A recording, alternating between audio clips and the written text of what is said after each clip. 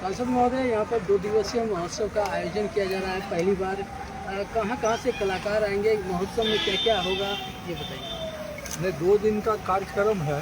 आप सभी लोग जानते हैं कि माननीय मुख्यमंत्री जी यहाँ आए थे उद्घाटन करने के लिए मंदिर का। उसी समय उन्होंने घोषणा किए थे कि विषहरा महोत्सव भी अब राजकीय महोत्सव होगा, और बाद में उसका नोटिफिकेशन भी हुआ। तो राशि तो उसी समय आ गई थी, लेकिन चूँकि हम लोग भी व्यस्त थे, लेकिन मार्च तक में इस कार्यक्रम को करना था। तो यही तिथि निर्धारित हुई 16 और 17 फरवरी को, और 2 दिन का महोत्सव मनाया जाएगा, जिसमें स्थानीय कलाकार के साथ साथ बाहर से भी कई कलाकार आ रहे हैं। और हम समझते हैं लोकल स्तर पर जो कौन कौन कलाकार हैं, और सलमान अली, श्रद्धा मिश्रा और जय झा, जो इसी जिला के रहने वाले हैं, उन लोग को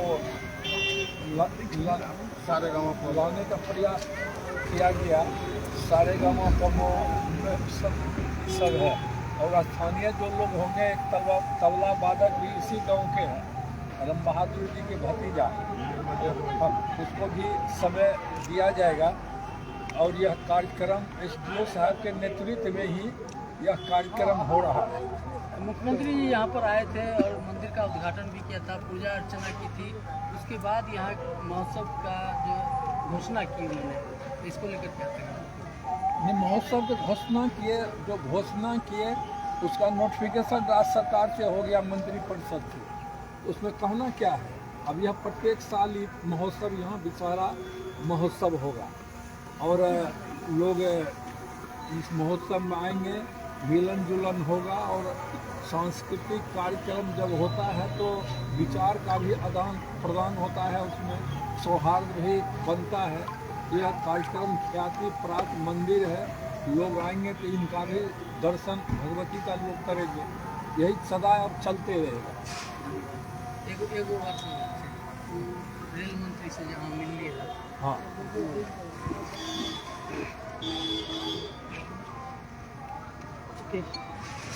सांसद महोदय, आपने रेल मंत्री से मुलाकात की और आगे वो सहरसा भी आने वाले हैं, और क्या यहाँ पर वो लोगों को यहाँ पर देंगे क्या? कल सुबह ही हमारी बात हुई थी रेल मंत्री जी से। हमने यहाँ की कई समस्या की चर्चा उनके सामने की, और उनसे आग्रह यह भी किए कि एक बार आप सहरसा चलिए। तो उन्होंने हमारे आग्रह पर सहमति दी है कि हम सहरसा आएंगे, और हम 1.5-2 महीने के अंदर आएंगे। हम पहले दरभंगा जाएंगे, उसके बाद हम सहरसा आएंगे। जब रेल मंत्री जी यहाँ आएंगे तो आप सभी लोग जानते हैं कि बिहार में 1 नंबर का स्टेशन भवन बन रहा है, अमृत भारत स्टेशन योजना से, जो ऐतिहासिक लगता है। अभी भी लोग मंदिर में दर्शन करने जाते हैं। एक राजनीतिक हमको कह रहे थे, हमारी पत्नी कह रही कि चलिए हम स्टेशन एक बार देखेंगे, तो उस तरह का भवन बन रहा है। उसके बाद जो 160 करोड़ रुपया दिलवाए थे यार्ड रिमॉडलिंग के लिए, और उसका भी शिलान्यास करेंगे। 160 करोड़ से यहाँ 12 गो रेल लाइन और बिछेगा, और कई तरह के विकास के काम होंगे। जब जगह से गाड़ी नहीं आ रही है कि जो गाड़ी आएगी और उसको साफ सफाई में जो 2 घंटा लगेगा, गाड़ी को 6 घंटा के बाद खुलना है, उसको खड़ा करने के लिए स्टील लाइन नहीं है, इसलिए बहुत गाड़ी आती है। मजबूरी में किसी को सरायगढ़ भेजना पड़ता है, मजबूरी में किसी को पूर्णिया कोट भेजना पड़ता है। जब वह सारा लाइन बन जाएगा तो सारी समस्या का निदान हो जाएगा, और सहरसा 1 नंबर का स्टेशन और उसकी व्यवस्था होने जा रही है, जो कुछ दिनों के बाद लोग देख लेंगे। रेल ओवरब्रिज के बारे में क्या कहेंगे? रेल ओवरब्रिज में तो जो मामला था सभी लोग जानते हैं, जो पुराने लोग हैं।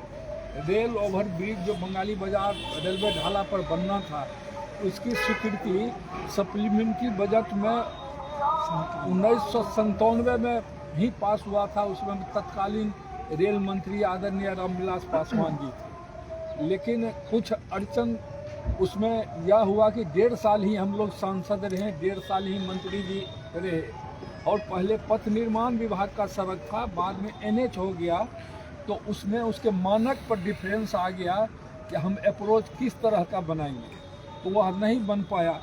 बाद में कई तरह की अड़चन आती गई, लेकिन अंतोगत्वा जब सब कुछ हो गया तो हाईकोर्ट में जो स्थानीय व्यापारी हैं हमारे यहाँ के, स्वाभाविक है को जो प्रभावित होते हैं सोचते हैं कि हमारा थोड़ा सा भी ज़मीन कटेगा तो नहीं कटना चाहिए, तो कोर्ट में चले गए थे, और कोर्ट से एक्टिंग चीफ जस्टिस साहब के यहाँ वह निर्णय हो गया कि नए जनहित के काम को नहीं रोका जा सकता।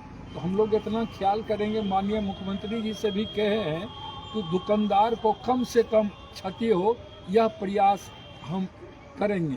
और उसमें न राशि की कमी है, न जो जमीन अधिग्रहण होगा जिसमें 104 करोड़ रुपया लगेगा। भारत सरकार कहा कि हम स्टेट में यदि कोई योजना बनती है तो जमीन अधिग्रहण का हम पैसा नहीं देंगे, तो हमने माननीय मुख्यमंत्री से विनती करके 104 करोड़ रुपया अलग आवंटन यहाँ दिलाए।